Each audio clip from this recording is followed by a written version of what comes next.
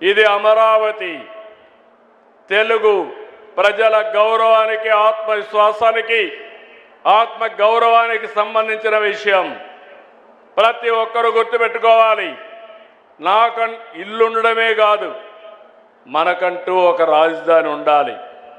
అప్పుడే ఎక్కడికైనా వెళ్తే ఏది నీ రాజధాని అంటే గౌరవంగా, సగర్వంగా అమరావతి నా రాజధానిని చెప్పే పరిస్థితి తీసుకొస్తాం.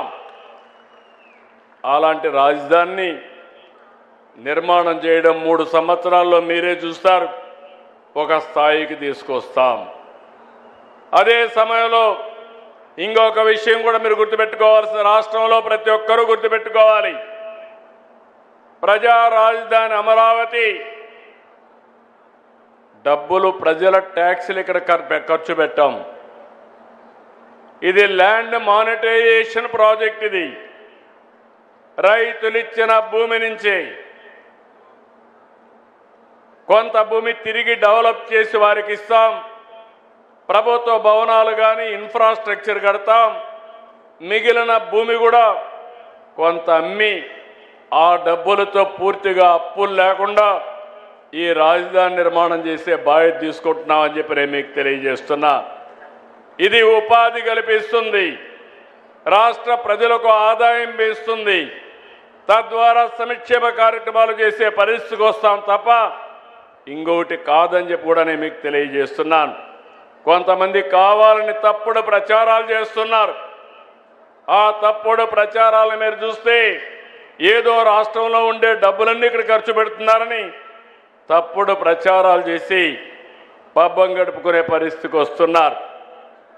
ఈరోజు ఇక్కడికి వచ్చినప్పుడు నేను చూస్తున్నాను, అన్ని జిల్లాల నుంచి ఈ కార్యక్రమంలో, ఒక హిస్టారికల్ కార్యక్రమంలో అందరూ కూడా ఆన్లైన్లో ఉన్నారు, నియోజకవర్గంలో ఉన్నారు, జిల్లాల్లో ఉన్నారు, వర్చువల్గా ఉన్నారు. వారందరికీ కూడా మనస్ఫూర్తిగా అభినందనలు. ఈరోజు ఇక్కడికి వచ్చినప్పుడు మీ అందరికీ ఒకటే విజ్ఞప్తి చేస్తున్నాను. ఈరోజు ఈ ప్రభుత్వం అందరి ప్రభుత్వం, ప్రతి ఒక్కరికి న్యాయం చేస్తాం.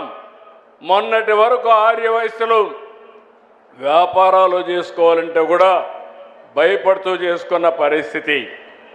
ఈరోజు మేము ఆ రోజు హామీ ఇచ్చాం, మీరు స్వేచ్ఛగా ముందుకు పోవచ్చని చెప్పి ఈరోజు ఎలాంటి ఇబ్బంది లేకుండా మీ వ్యాపారాలు సుజావుగా చేయించే బాధ్యత ఈ ప్రభుత్వాన్ని నేను మరొక్కసారి విజ్ఞప్తి చేస్తున్నా. రాష్ట్రాభివృద్ధిలో ఎప్పుడూ నేను చెప్పేవాడిని, మీరు ఎప్పుడూ ముందుంటారు. 10 రూపాయలు సంపాదిస్తే 2 రూపాయలు దాన ధర్మాలకు ఖర్చు చేసే ఏకైక వర్గం ఆర్య వైశ్య కులం. ఇది చరిత్ర. అందుకే ఈ ప్రాజెక్టులో కూడా ఒకసారి అనౌన్స్ చేస్తానే మీరే ముందుకొచ్చి డబ్బులు ఇచ్చి ఈ ప్రాజెక్టుని పూర్తి చేయగలిగారు. నేను ఆ రోజు మిమ్మల్ని అడిగినప్పుడు 2018లో ఆంధ్రప్రదేశ్ రాష్ట్ర ఆర్య వైశ్య సంక్షేమ అభివృద్ధి కార్పొరేషన్ని ఆనాటి ప్రభుత్వంలో నేనే ఏర్పాటు చేశాం. విస్తృతంగా సేవలు అందిస్తున్నారు. నేను ఒక మాట ఇచ్చాం, నేను కానీ పవన్ కళ్యాణ్ గారి శ్రీ వాసవి కన్యక పరమేశ్వరి ఆత్మార్పణ రోజును ప్రతి సంవత్సరం రాష్ట్ర ప్రభుత్వ కార్యక్రమంగా నిర్వహిస్తామని చెప్పాం, చేసి చూపించాం. పశ్చిమ గోదావరి వాసవి అమ్మ పుట్టిన ప్రాంతం పెనుగొండ. ఆ ఊరిని వాసవి పెనుగొండగా మారుస్తామని వాసవి పెనుగొండగా మార్చాం. మీ సెంటిమెంట్ని గౌరవించాం. ఇప్పుడే మా మిత్రుడు పవన్ కళ్యాణ్ గారు జేజేఎం ప్రతి ఒక్కరికి ఇంటికింటికి నీళ్లు ఇచ్చే కార్యక్రమానికి అమరజీవి జలధారగా నామకరణం చేశారు.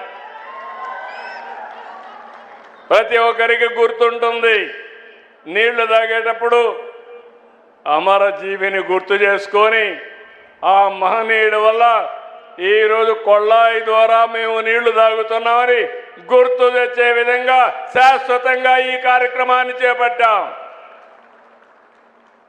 ఇంకొక పక్క మొన్నే ఒక రిక్వెస్ట్ చేశారు. ఆర్య వయసుల్లో వివిధ నేములు పెట్టి కొంత ఇబ్బంది, కోమటి, గుప్తా, వైశ్య, శెట్టి అని ఉన్నాయి. అందరిని కలిపి ఒకే పేరుతో పిలిస్తే బాగుంటుంది. ఆర్య వైశ్య అని అడిగారు. తొందరలోనే ఆర్య వైశ్య పేరుతో అందరినీ ఒకే కేటగిరీ కింద తీసుకొస్తాం. జీవో కూడా ఇష్యూ చేస్తామని చెప్పి నేను మీకు తెలియజేస్తున్నా. ఈరోజు నేను ఒకటే మిమ్మల్ని అందరినీ కోరుతున్నాను. బడ్జెట్లో ప్రాధాన్యత ఇచ్చాం. అభివృద్ధిని, సంక్షేమాన్ని సమతూకంగా సుపరిపాలన సాగిస్తున్నాం. నా ఆలోచన ఒకటి, మా ఆలోచన ఒకటి, healthy, wealthy, happy society. Andhra Pradesh రాష్ట్రంలో అందరూ ఆరోగ్యంగా ఉండాలి, ఆనందంగా ఉండాలి, ఆదాయాన్ని కూడా సంపాదించే పరిస్థితి రావాలి, అందరి జీవన ప్రమాణాలు మెరుగుపడాలి. అలాంటి చేయగలిగినప్పుడు, అందరికీ న్యాయం చేయగలిగినప్పుడు పొట్టి శ్రీరాములు గారికి నిజమైన నివాళులు మనం అర్పించినట్టు అవుతుంది.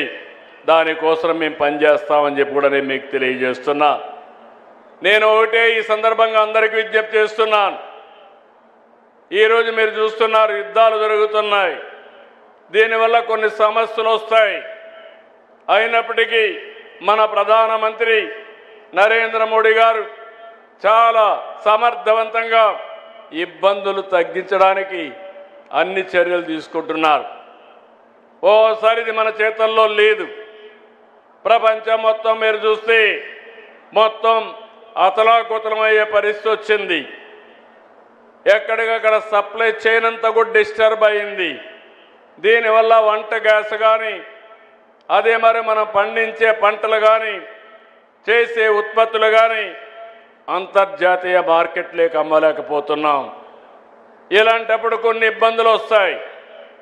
రేపు రాబోయే రోజుల్లో యుద్ధం తర్వాత కూడా దీని పరిణామాలు ఉంటాయి. అయితే నేను రాష్ట్రంలో ఉండే మీ అందరికీ ఒకటే విజ్ఞప్తి చేస్తున్నాను. ఈరోజు పొట్టి శ్రీరాములు గారు త్యాగం చేశారు.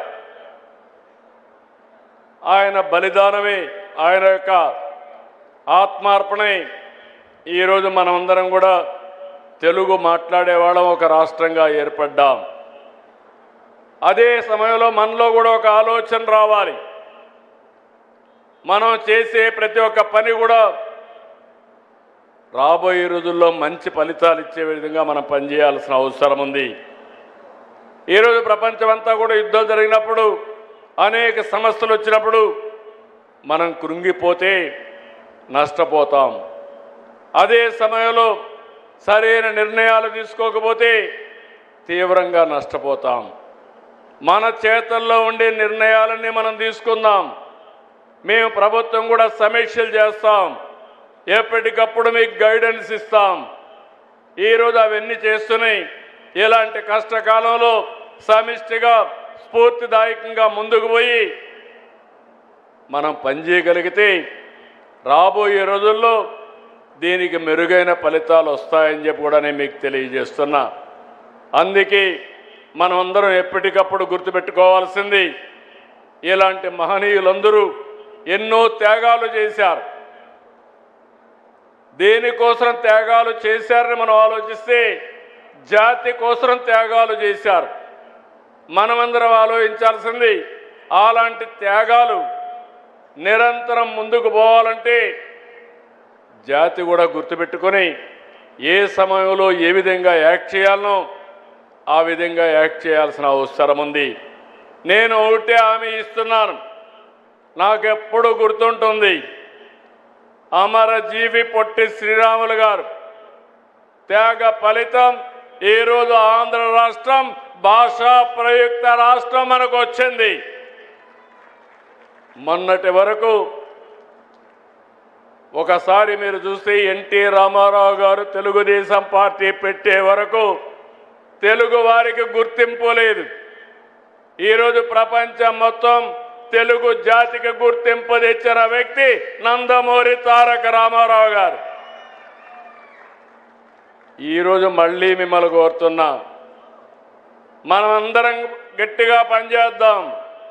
సమస్యలు వస్తాయి, అప్పుడప్పుడు కొన్ని మన చేతుల్లో ఉండేవి ఉంటాయి, కొన్ని బయట యొక్క పరిస్థితులు కూడా వస్తూ ఉంటాయి. బయట ప్రభావమే ఈరోజు యుద్ధం కానీ దీని పరిణామాలు. ఇలాంటి వచ్చినప్పుడు సమర్థవంతంగా ఎదుర్కోగలిగితే భవిష్యత్తు బాగుంటుంది.